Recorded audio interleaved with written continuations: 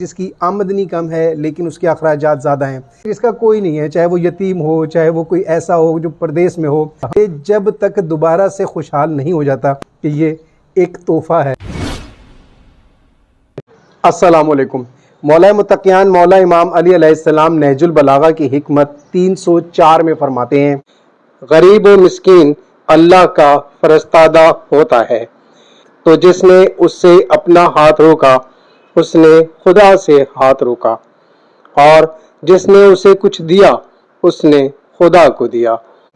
गरीब, मिस्कीन और फरस्तादा, अल्लाह का फरस्तादा, ये चीज़ें थोड़ा समझने वाली हैं। गरीब वो है कि जिसकी आमदनी कम है लेकिन उसके अखराजात ज़्यादा हैं, उस पर डिपेंड करने वाले लोग ज़्यादा हैं, उसके कोई बूढ़े वालिदैन हैं, कोई बीमार हैं, कोई ऐसा मामला है कि वो जो कमाता है उससे ज़्यादा खर्च करना पड़ता है। ऐसा शख्स गरीब है, चाहे वो 50, 60, 70 हज़ार ही आजकल के दौर में क्यों ना कमा रहा हो। इसके अलावा मिस्किन वो है कि जिसका कोई नहीं है, चाहे वो यतीम हो, चाहे वो कोई ऐसा हो जो परदेश में हो, या कोई ऐसा हो कि जो इतना सीधा साधा हो कि वो देखने में तो सेहतमंद लगता हो लेकिन वो सही तरह से अहलियत ही ना रखता हो कमाने की, थोड़ा बहुत कमाता हो, अखराजात ज़्यादा हो, ये शख्स भी मिस्कीन है।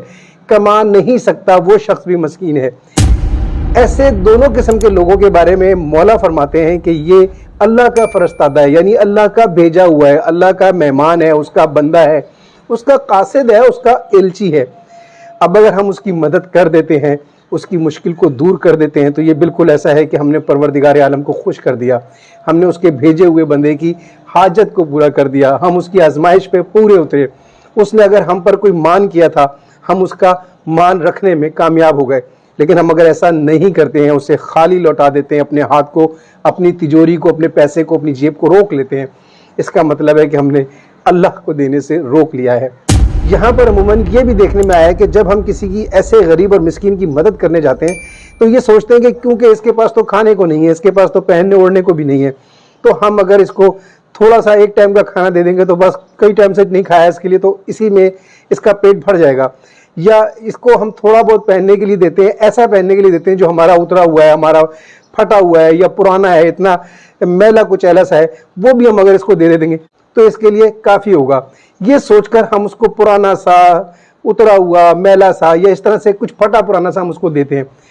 सोचना ये चाहिए कि ये बंदा अल्लाह की तरफ से भेजा हुआ है, अल्लाह का एलची है, उसका बंदा है, उसका कासिद है, ये हमारे पास मेहमान है।